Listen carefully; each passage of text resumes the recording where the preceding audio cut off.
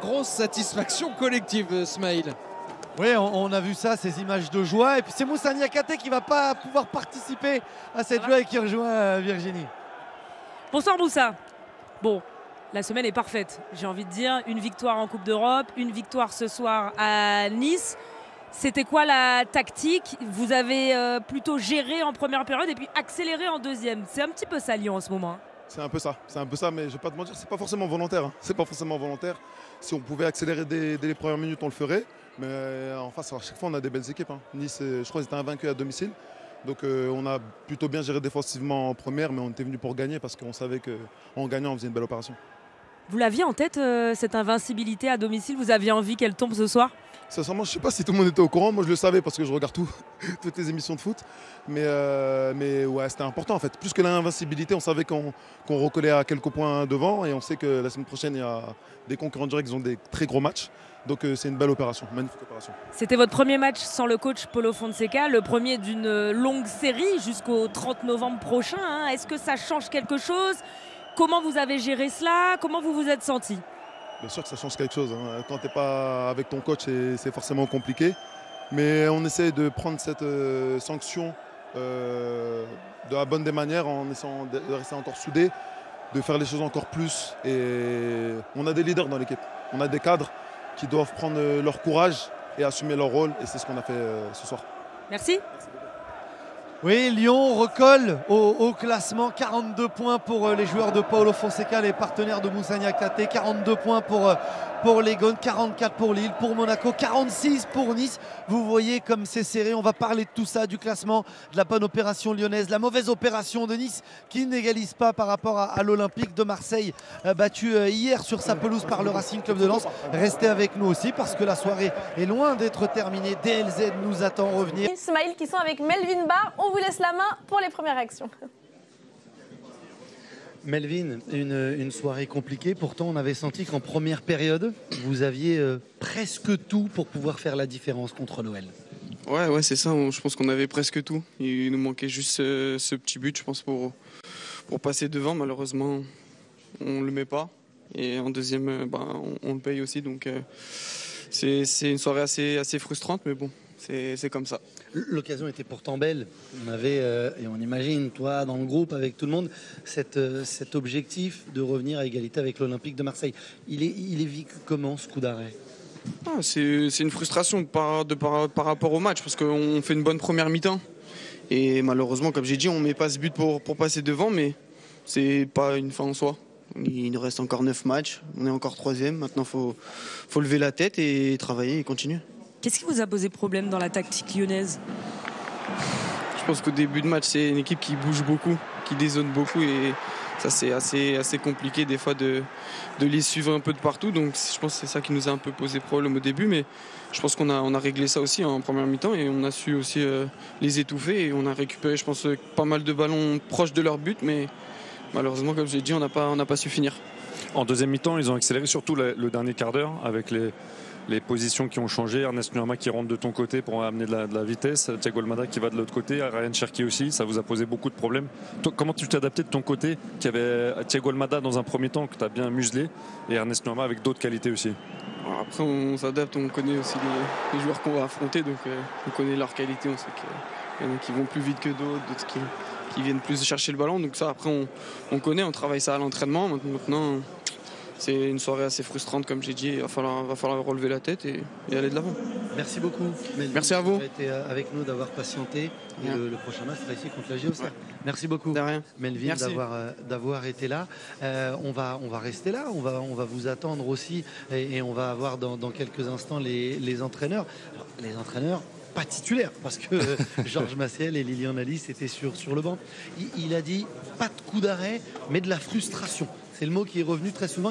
Chaque fois qu'il a répondu, il a parlé de cela. On en reparlera encore dans quelques instants. Georges Maciel va nous rejoindre du côté de l'Olympique lyonnais. Félicitations pour cette victoire. Ça relance complètement l'Olympique lyonnais dans la course à l'Europe.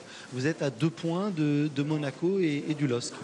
C'est vrai, c'est un objectif qu'on assume. Et c'est dans le terrain qu'il faut qu'on montre qu'on est capable. Je pense que c'est la première fois qu'on a gagné un top 5 même si on avait gagné contre Nice. Chez nous, à l'époque, ils n'étaient pas dans le top 5. C'est la première défaite qu'ils ont chez eux. On savait que c'était une semaine à 3 matchs. Au niveau de l'aspiration qu'on a, c'est dur à faire, mais le groupe il est incroyable, donc on doit bien être fiers de ça qu'on a fait pendant toute la semaine. Moi, une petite question par curiosité. J'ai envie de savoir ce que vous leur avez dit à la mi-temps, parce que c'est votre première causerie tout seul, sans Paulo Fonseca. Et derrière, on a bien vu qu'ils se sont réveillés, ça a payé en tout cas. Oui, ça a marché parce que finalement, il n'avait pas grand-chose à régler. C'était donner un peu de tranquillité. La première mi-temps, dans la zone plus basse du terrain, on arrivait à sortir le ballon facilement. Après, c'était la justesse. On voulait trop vite faire la dernière passe, on perdait le ballon. Et donc ça, c'était les premiers points. Il faut qu'on soit juste avec le ballon. Il faut qu'on prenne du temps pour faire les bonnes décisions. Être un peu plus agressif dans le dernier tiers de terrain. Déjà avoir un peu plus de ballon. Et après, dans l'ensemble, on perdait le ballon trop vite et avec nos latéraux trop exposés. Donc la transition à la perte, la préparation à la perte, on n'avait pas. Je pense qu'on gagne l'ascendant dans le match et quand on commence à gagner 2-3 ballons à la filet dans la moitié offensive parce qu'on était bien dans la préparation à la perte. Donc ça, c'était le deuxième point qu'on a appuyé. Et le troisième, c'était le pressing, pas perdre les deux milieux de terrain en même temps comme on a fait dans le premier but. Donc ça a été parfait, les joueurs, c'était incroyable. Vous avez parlé de prise de décision. Qui prenait qui avait la prise de décision quand il fallait faire les changements avec la On est une équipe, heureusement, on est une équipe que moi j'ai travaillé avec Paulo une saison complète à Lille. Paulo et Antonio, ils ont travaillé déjà depuis longtemps, donc c'est plus facile. Après, on est en communication avec les analystes qui ont une vision plus large du terrain. Donc c'est très important. Moi, je suis là. Et j'étais sur le terrain, mais le plus important, c'est qu'on sent qu'on n'est pas tout seul. Donc, il a tout un staff qui travaille pour performer. Et c'est pour ça qu'on est bien payé aussi. Donc, voilà. La dernière question avec Benoît. Non, il y a eu les ajustements, évidemment, dans le dernier quart d'heure. C'est ça qui a fait la différence. Les changements de joueurs et le changement de côté de Thiago Almada, notamment, qui était plus à l'aise sur son pied droit avec un positionnement plus à gauche. C'est un point très important, mais c'est très facile à changer quand tu as des joueurs avec un bon état d'esprit. Et ça, je pense que c'est quelque chose qu'on doit remarquer depuis quelques 6 matchs même. Les rentrants, ils sont toujours importants. Ça devient de l'engagement qu'ils mettent sur le terrain pendant la semaine. Aussi, d'état d'esprit du groupe. Il a un union qui fait que, peu importe si tu joues pas, si sont 10 minutes, il faut profiter, il faut tout donner. Et là, il faut qu'on garde ça si on veut vraiment confirmer les 3 points qui étaient importants ce soir. Merci beaucoup d'avoir été avec nous, Georges, et à très bientôt. Félicitations pour cette victoire. On va enchaîner, on va attendre Lilian Alice, le coach de Nice ce soir. Merci Lilian d'avoir patienté aussi et d'être avec nous. Melvin Barr a utilisé plusieurs fois quand il était avec nous le mot frustration. Quand il a parlé du jeu, du match, puis aussi de l'opération qui était possible au classement avant cette rencontre et revenir à égalité avec l'OM. Ouais, tout à fait. Je pense qu'on a eu sur le match, on a des stats qui montrent qu'on aurait pu obtenir un autre résultat, même si on a toujours ce qu'on mérite à la fin. Mais je pense que si en première mi-temps on fait preuve d'efficacité et qu'on convertit au moins une grosse occasion en but et qu'on mène au score, ça modifie la donne. Après sur la seconde, ça a été un peu plus difficile parce que on a mis un peu moins de pression sur notre première ligne. Ils ont réussi à sortir les ballons. Ils se sont étagés un peu plus haut. Ils ont verticalisé un peu plus vite. Et on a eu plus de mal à défendre. Donc, voilà. Mais on a quand même une opportunité à la 50e de faire le break à 0-0. Et on joue mal le coup. Donc, c'est un peu une histoire d'efficacité ce soir. Il y a des choses que vous n'avez pas aimées dans ce que vous avez vu sur le terrain ? Non, parce que je pense que l'implication de l'équipe était forte. Après, on a aussi une adversité et en face, on avait aussi des bons joueurs. Donc ça a été plus délicat sur la deuxième mi-temps, mais je pense qu'on réalise une très bonne première mi-temps où on doit faire la différence et ça aurait modifié le cours du match. C'était compliqué sans Francaise ? Non, c'est pas compliqué parce que il est là, il est présent. Voilà, il y a tout qui fonctionne bien. Il y a aucun problème. On essaye de donner le maximum. Après, c'est pour les joueurs. C'est le rapport des joueurs avec leur coach sur le bord terrain. Voilà. Donc même si on travaille au quotidien avec eux, je crois que les joueurs préfèrent toujours avoir leur coach proche qu'autre chose.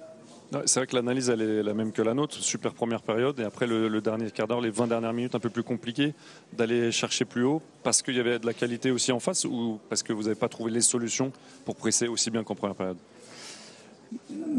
Après, on n'a pas trouvé les solutions. Je pense qu'on a continué à chercher à avancer, mais on l'a fait moins bien que ce qu'on l'a fait en première mi-temps. On avait, je pense, moins d'énergie sur la première ligne de pression. Et puis derrière, ils ont trouvé les décalages. Voilà, donc une fois qu'ils trouvent les décalages, ça reste plus délicat après à gérer. Merci beaucoup, coach, d'avoir été avec nous. Et puis le prochain match, ce sera sur la zone entre Nice et la JOCR ici. Merci beaucoup d'avoir été avec nous. On va remonter.